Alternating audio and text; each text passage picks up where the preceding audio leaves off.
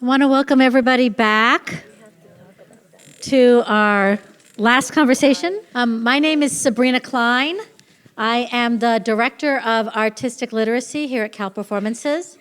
As far as I know, I'm the only Director of Artistic Literacy in the United States, maybe in the world. That's because Cal Performances is the only performing arts center to have an artistic literacy department, which we hope to see change over the coming years.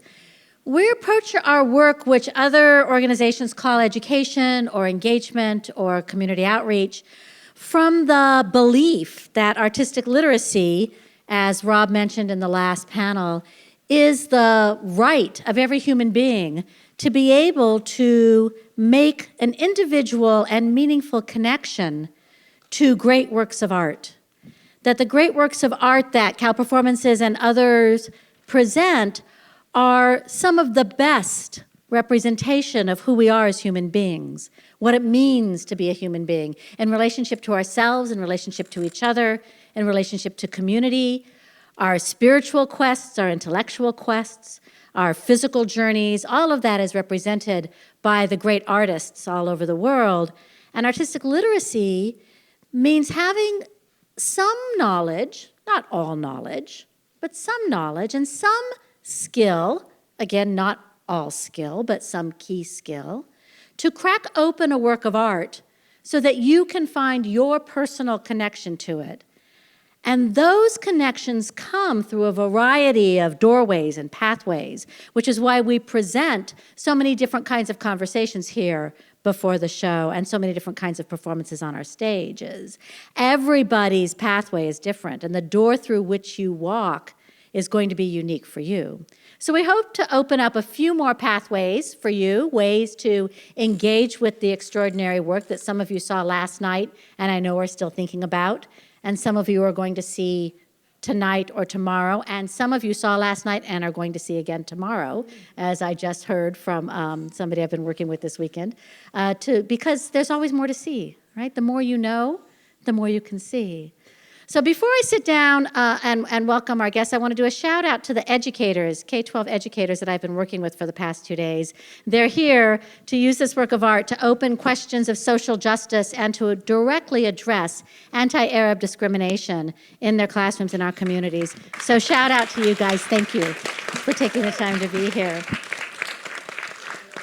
And I'm on the stage with some of the people who make it possible for us to do the kind of deep reflection about what the works of art mean to us. Berkeley Radical at Cal Performances is an initiative to take advantage, really, of the fact that we're on one of the most important and dynamic and interesting and excellent research universities in the world. And we have such a rich variety of expertise and skill and curiosity and passion available to help us understand our work. I could not have done the education work I've done over the last 2 days without Tehran Jagazarian and Fatima Montazari, who joined us yesterday with the teachers, and the other 2 women here who've written books and articles that have informed my naive understanding, which has been enriched by their expertise. So I'm thrilled that they agreed to be here. I'm going to ask each of them to introduce themselves briefly and to tell you why they think they were invited to sit on this panel. And then I'm going to ask each of them a question or two just to get our conversation started. And then they're very interested to respond to your questions and to hear your thoughts. So this will be as much of a dialogue as you can help us make it. So I'm going to start at the end to my left and ask Karen Barkey to introduce herself briefly. I think it's on. It's on? Yeah. Do you hear me? Yes. Okay. Hi, so I'm Karen Barkey, and I'm actually a very, very new professor of sociology and Haas Institute member at the Haas Institute for a Fair and Just Society, which was, I think, formed a few years ago. And I come from Columbia University, where I taught for 25 years, and was hired here this year to actually do this kind of work, partly of thinking about multiple cultures and how they connect to each other. And I'll tell you more about it within a minute. But I I also, before I came to the US, I grew up actually in Istanbul, Turkey. And I grew up with the story of Leyla and Majnun and the Fuzuli version of Leyla and Majnun. So, and I pronounce it a little differently, Leyla and Majnun, and not Layla and Majnun. Or Leyli and Majnun, as we heard earlier today. And then not also, in Turkish, mukam is makam.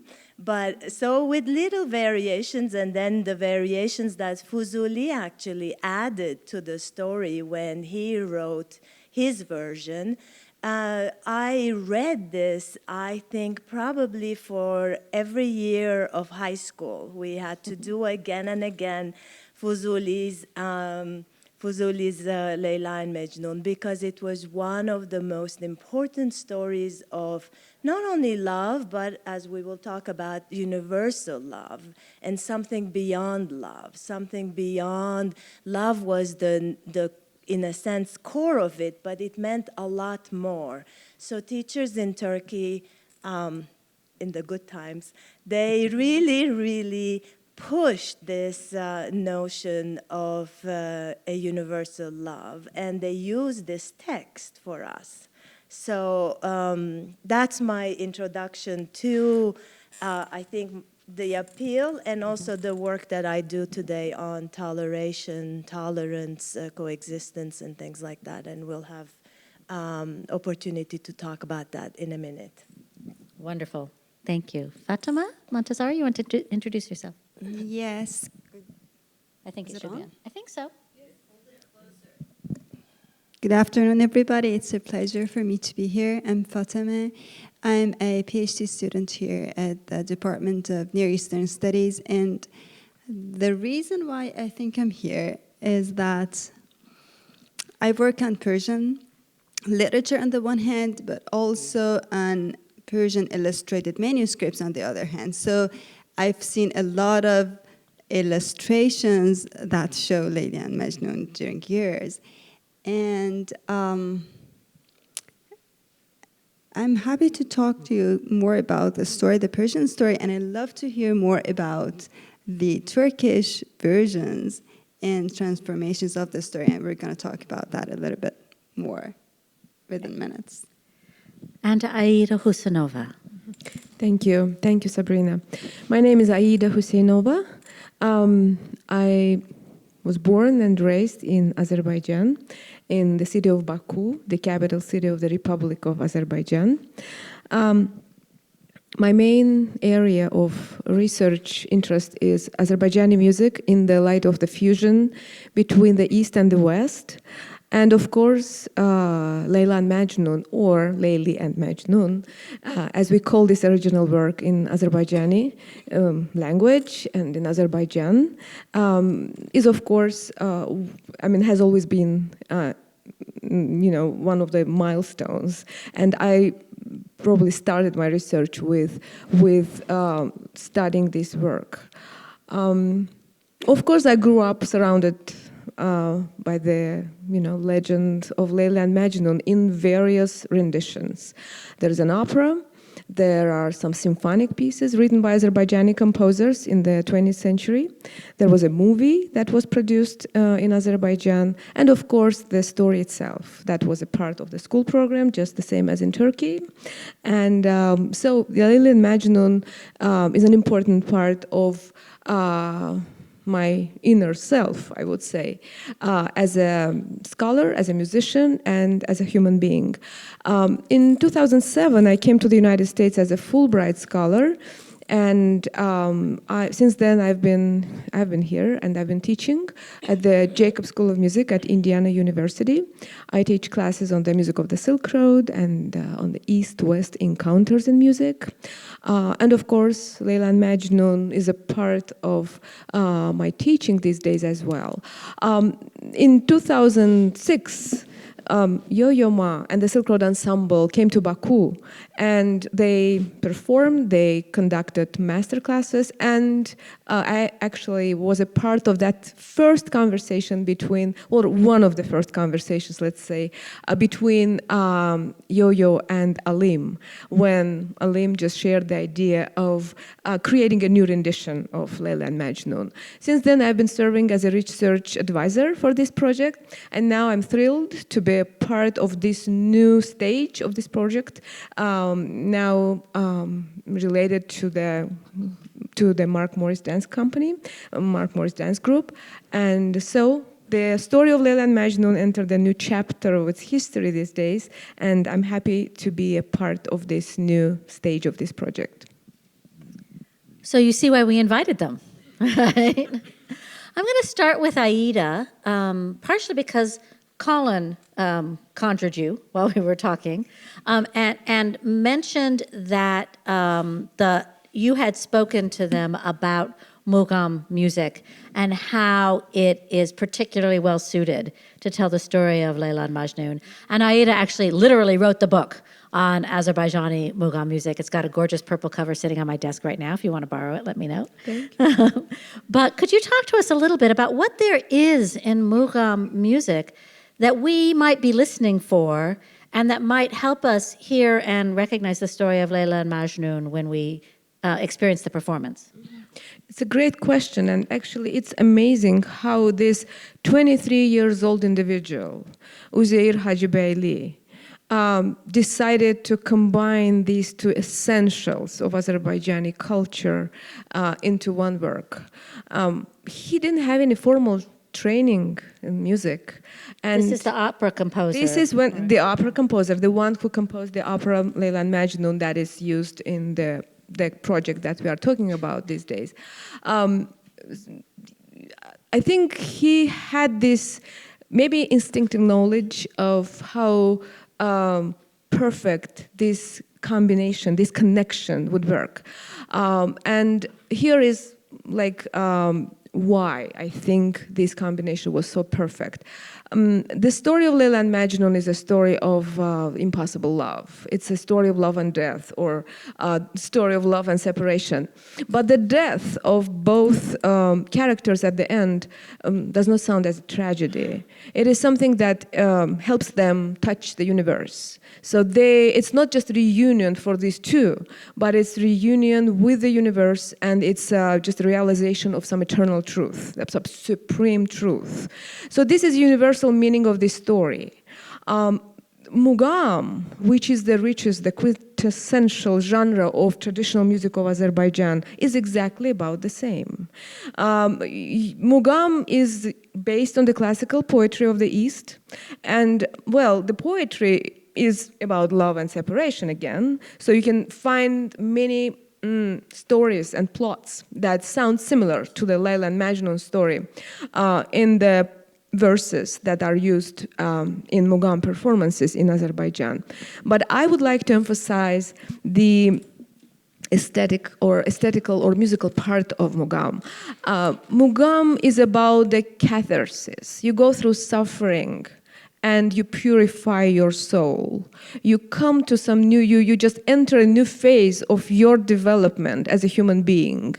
And this is actually the main meaning, spiritual and philosophical meaning of Mugam. So Mugam is not just music, it is a philosophy.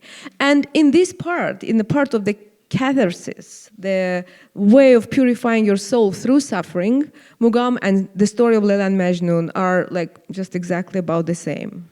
That's why I think Hacıbeyli, who knew both things like perfectly, he knew the art of Mugam and he knew the story. And when he decided to bring the genre of an opera to his native land, he just decided to connect these two.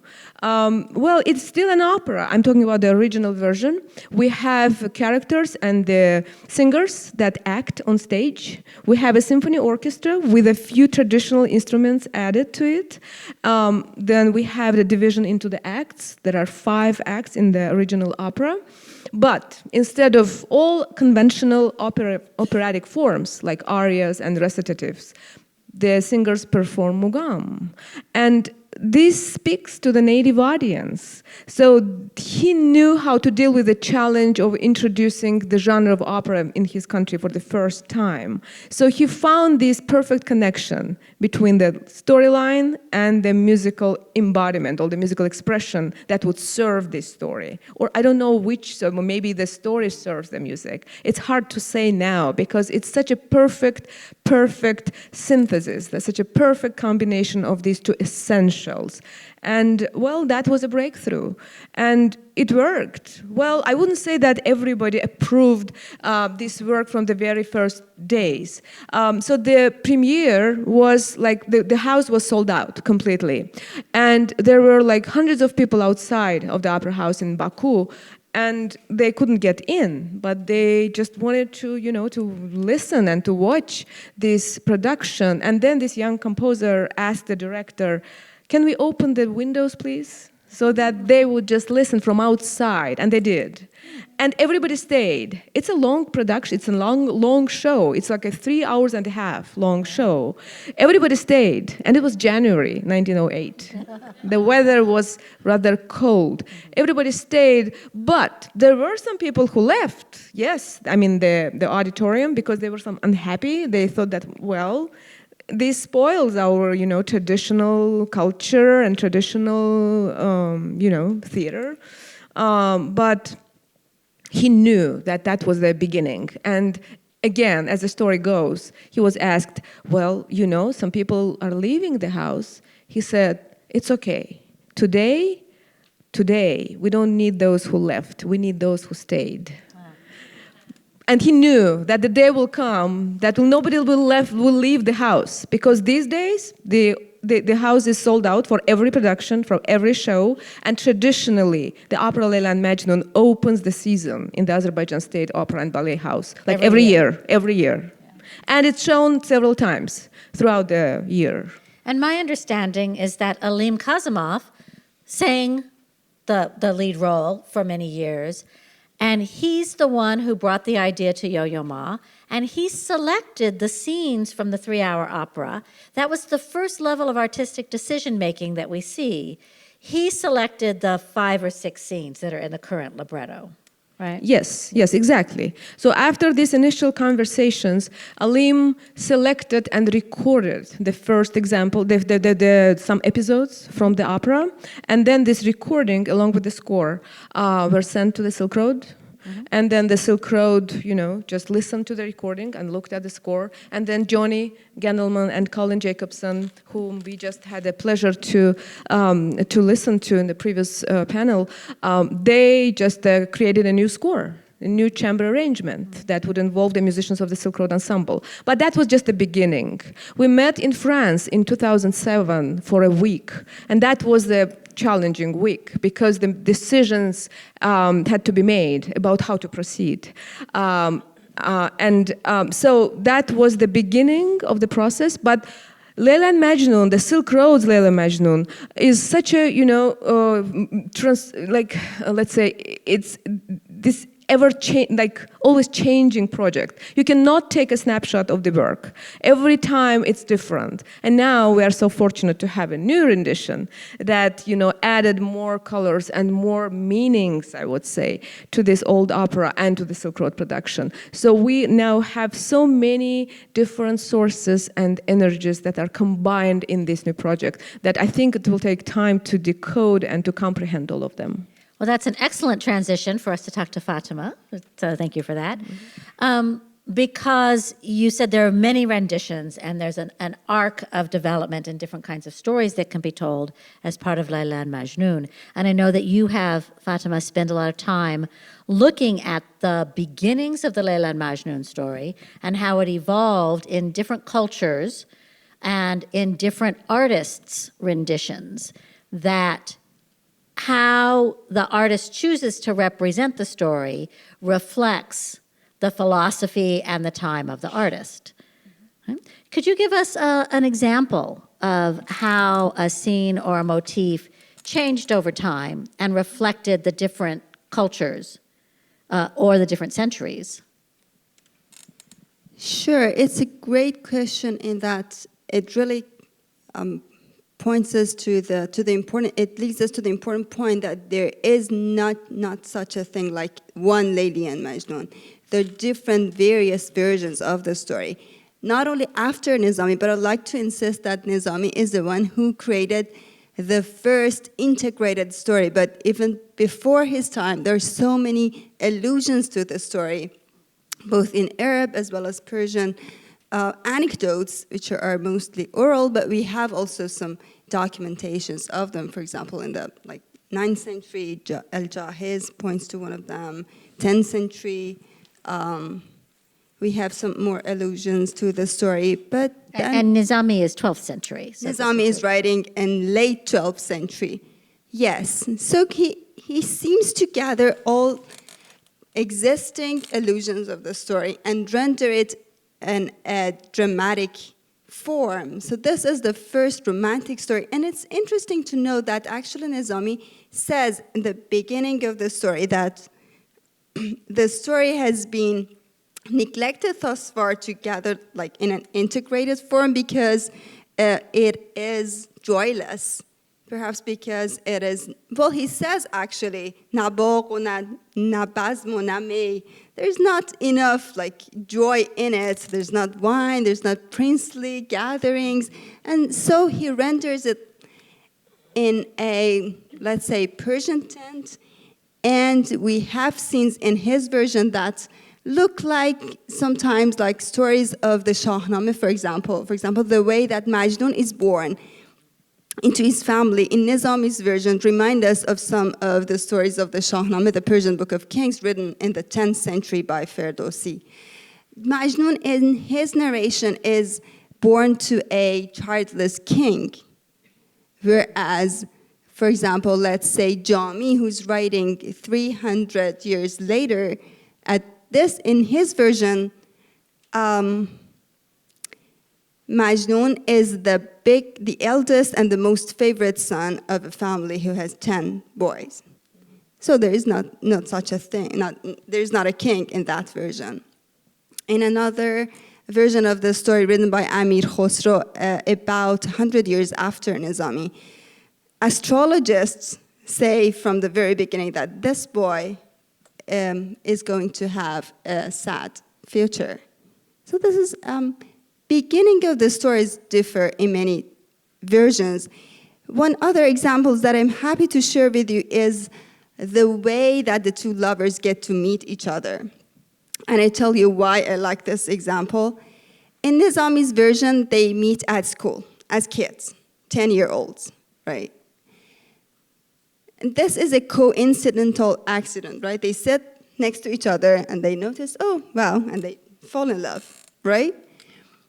In Jami's version, which is read as to be more mystically inclined, given that Jami himself is a mystic, he is the peer of the Naqshbandiya order, of a Sufi order, he's the master of a Sufi order, and his version actually has various allusions to the Sufi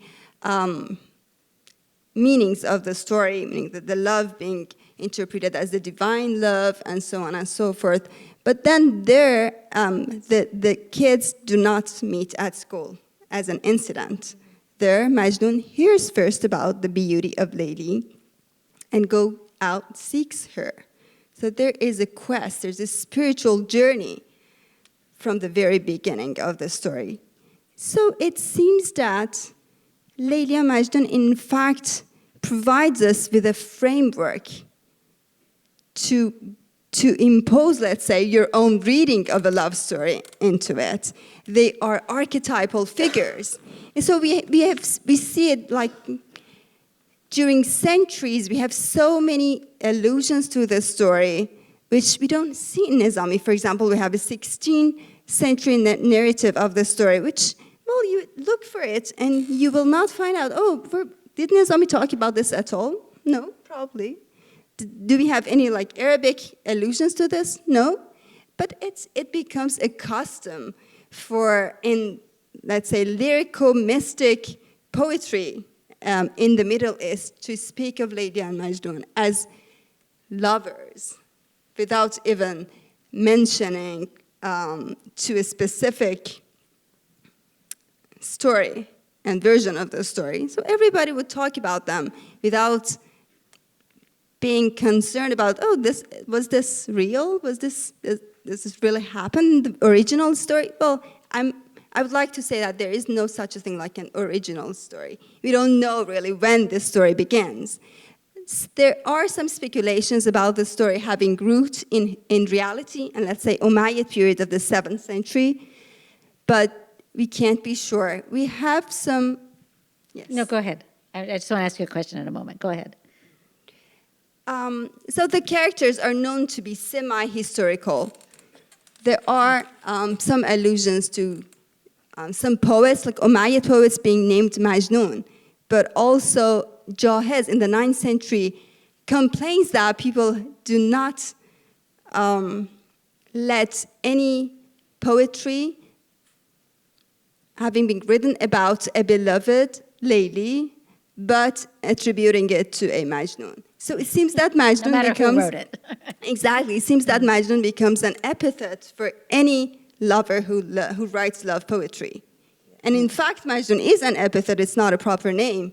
We just heard at the beginning, the first part of the symposium today, that Majnun means madman. Right? Yes. Yeah. So the name of the lover is in fact Qais, of the tribe of Amir, Bani Amir, but he's called Majnun, and then it becomes a custom in the Near Eastern cultures to speak of lovers in the guise of Leyli and Majnun.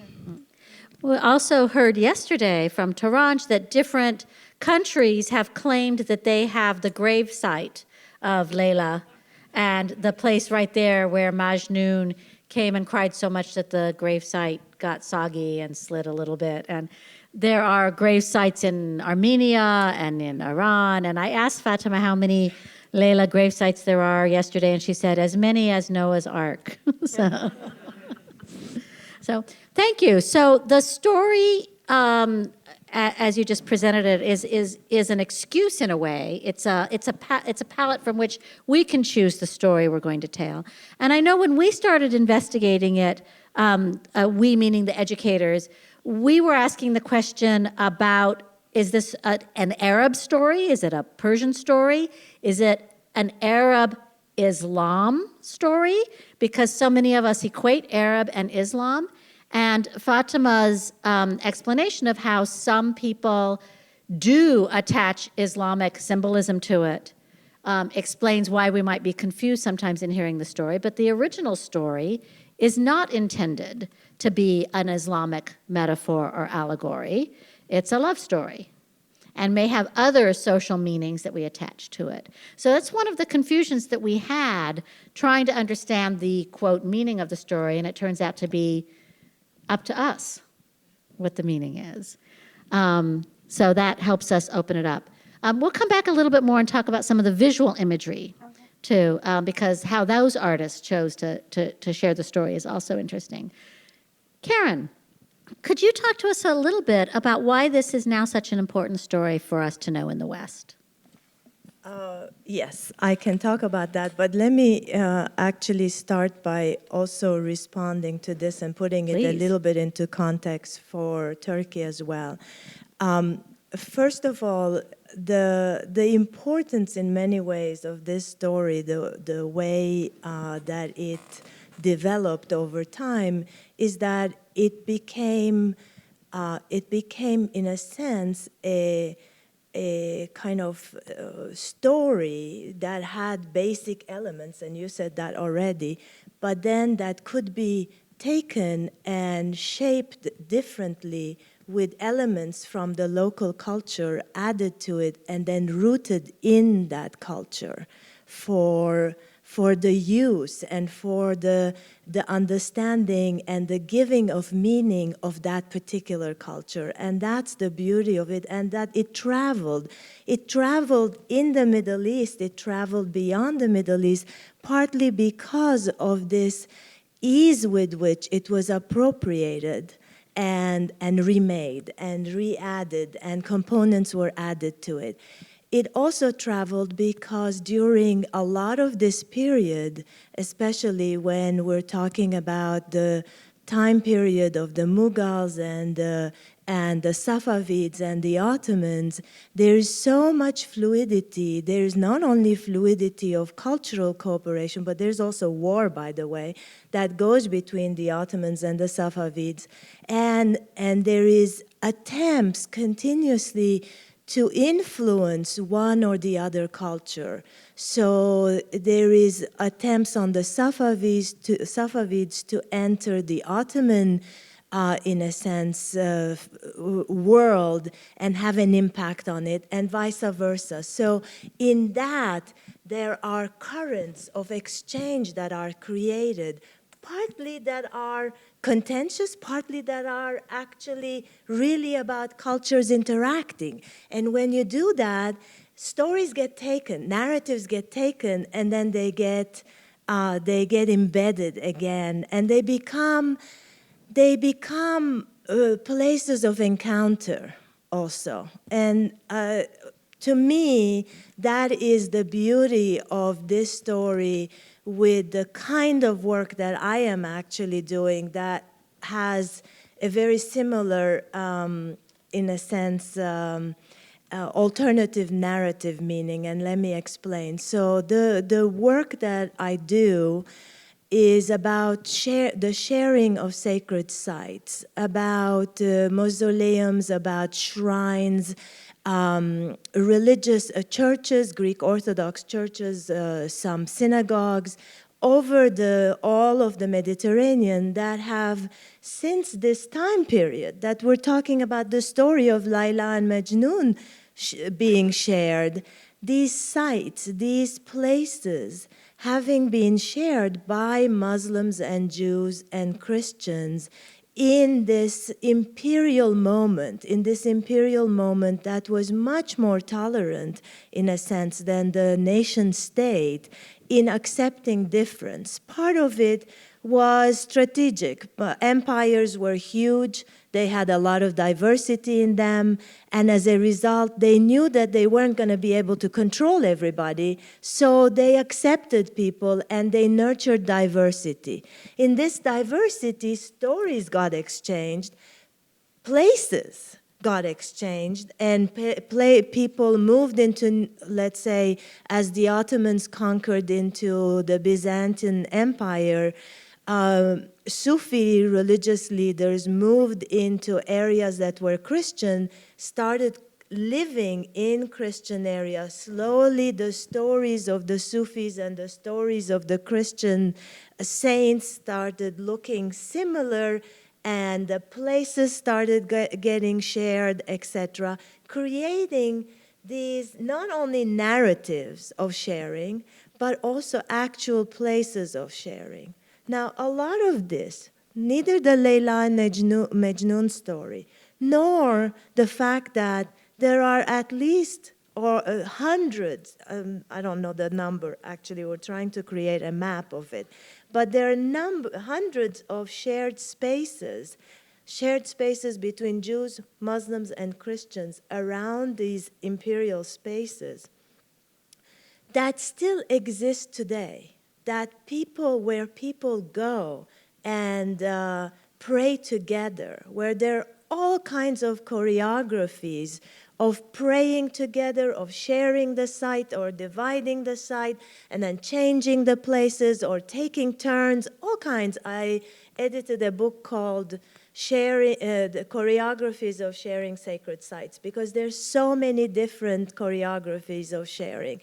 These are alternatives to the world we live in, to where we hear every day through the news media or through the kind of propaganda of, religions not being able to live together, Islam being a religion of violence only, primarily, or that Jews and Muslims have fought throughout history, or Christians. And so Layla and Majnun creates an alternative story that shows what was produced and what was exchanged in the Middle East for thousands of years. Similarly, the spaces that I work on, these shared sacred sites, whether they are in Haifa in Israel, whether they are in Istanbul, Greek Orthodox churches where I worked for months and months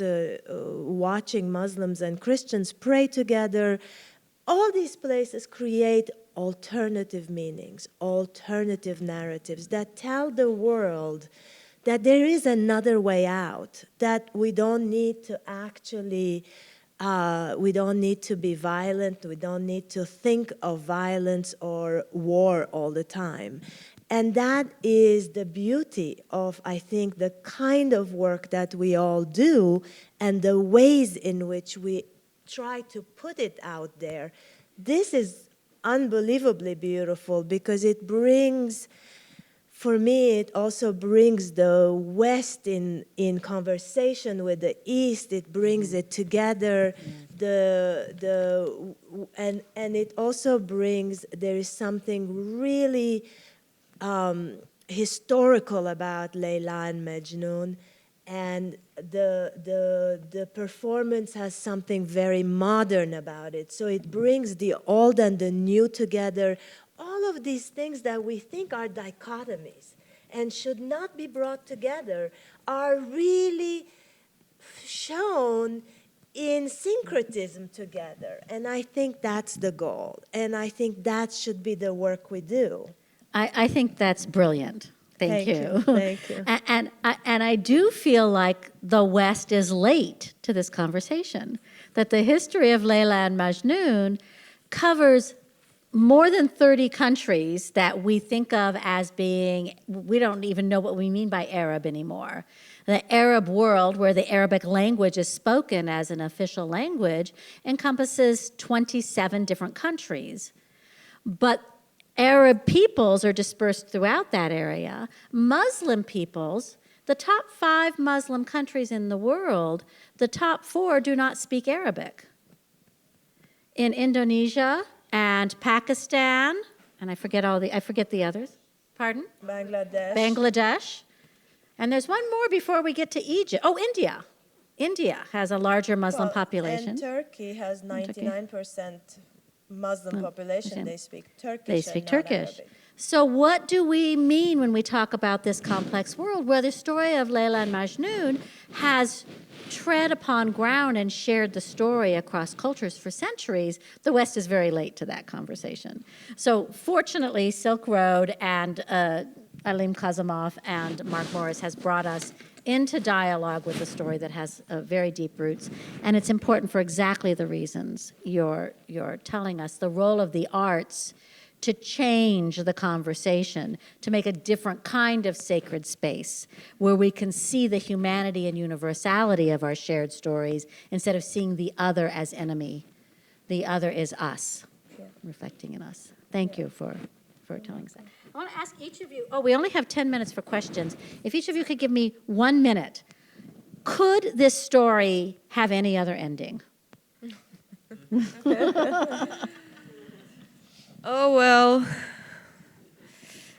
no, I think this is a perfect ending because all the answers to the questions, maybe even unanswered questions that we get as a result of this ending help us improve ourselves. Fatima, what do you think? I think you need to clarify what is this story. Yeah. Well, the story of Leyla and Majnun seems to always end, at least, in both of their deaths. That's what happens right. after that changes from version to version. That's right. And it was interesting for me to note that, I know that some of you haven't seen the performance yet, so I'm not going to spoil it, but even though the performance is claimed to be based on Nizami's poetry, but...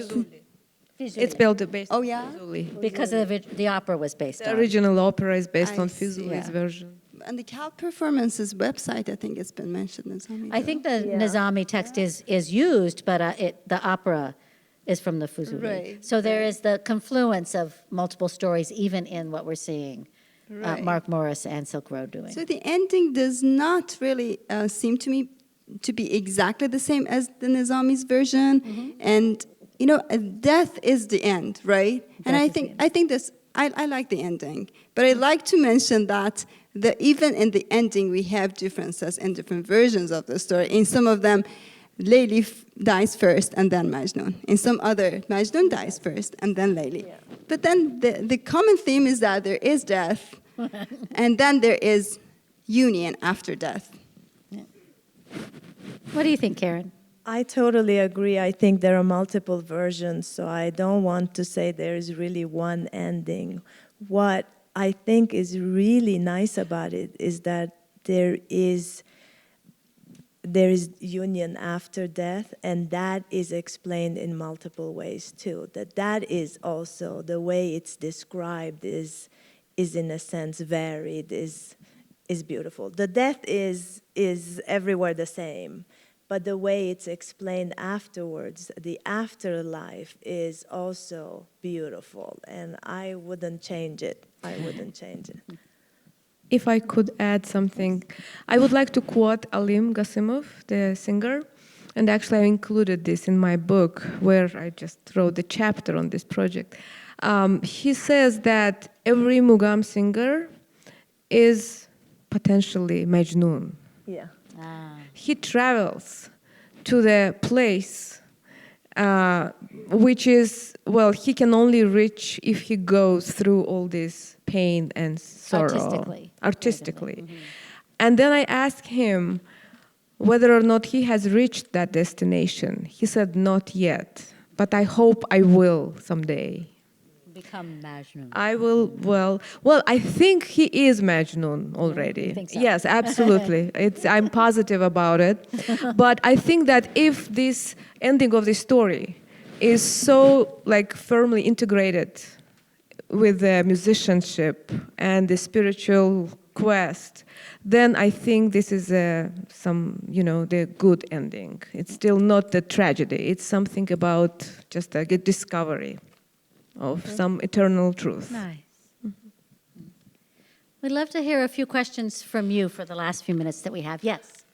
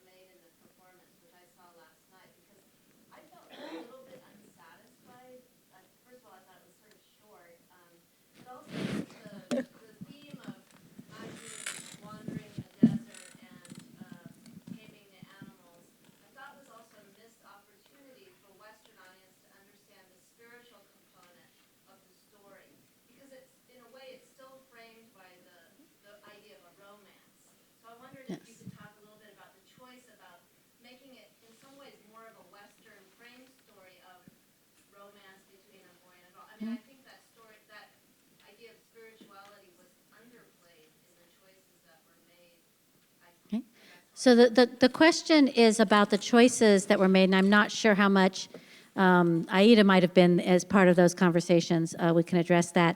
But the choice to focus on the love story, which feels Western to the questioner, at the expense of the Majnun's journey to the wilderness and the mystical and spiritual experience that he had.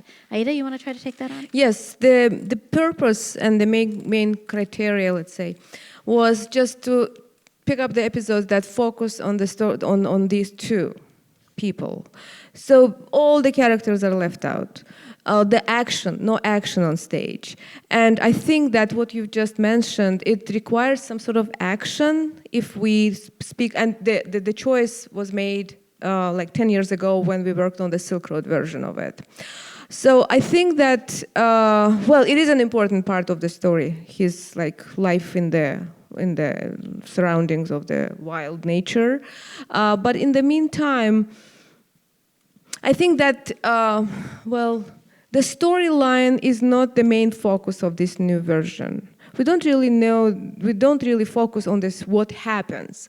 We just focus on how they go through it and how they perceive what happens and how they, deal with it and what is their destination. So that's why I think, well, ideally, if there's a plan to expand the version, then this could be, of course, considered. But I think that, I hope I answered your question to some extent. But the focus is on the impressionistic experience, the internal experience. Impressionistic and expressionistic, I think both. Yeah. Okay, good. Yeah, we didn't really have a chance to talk much about the paintings. And we saw them earlier this afternoon, and in looking at them, I don't know that much about Mughal art except what I've seen in India. And in a more Buddhist or Hindu context, Shiva, he goes to the desert, he's alone, he's sitting there, And some of the paintings had sort of a similarity to that, as well as all the animals that are featured. And I wondered if you could talk somewhat about that. So the question is about the paintings that Sanjut Mahendale curated for the staged reading that Torrand wrote, the miniatures and the gorgeous, detailed paintings that tell the story, the illustrations. And the question is to talk a little bit about the development of those. You're absolutely right. As the story has transmitted from culture to culture and from place to place, the illustration of the story has been informed by the contemporary and the contextual features of the illustration. And you're right, in the Mughal paintings, for example, we see that it's informed by Buddhist features, and sometimes by Indian features. And to give you another example, in the example that we already talked about, the generic illustration of the lovers meeting at school. For example, if you notice that the school has been rendered as a let's say medieval 14th, 15th, 16th century school that is being held at mosque. There are like exquisite tile work, minute details, and it's like a mosque that is contemporaneous with the time of the illustration, not with the time of the story. So it seems that everybody approaches the story through his or her own contemporary perspective. We would love to answer more questions. Unfortunately, or fortunately, there is a film tonight here in about 45 minutes that Mark Morris chose as part of a curated series to reflect his influences as he was designing the show. And we've been asked to please finish right at 5 o'clock. And I can't finish without doing a shout out to Laura Abrams, my colleague who put this afternoon together for us all, conceived of it, helped us open many doorways, and to these three extraordinary scholars and thinkers, thank you for being here. We'll be hanging out there. We can answer some questions for a few minutes if you have them. Thank you all for caring enough about this performance to invest some time and energy in thinking it through with us.